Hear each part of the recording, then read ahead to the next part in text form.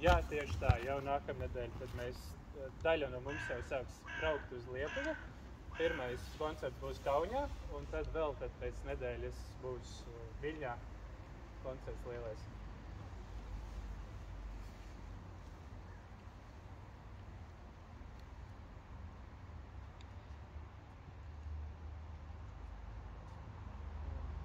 Par cik mums tā jau ir liels rosols ar repertuāru, tad mēs paņēmām latgaliešu valodā. Rūtoja saulē, rūtoja bite.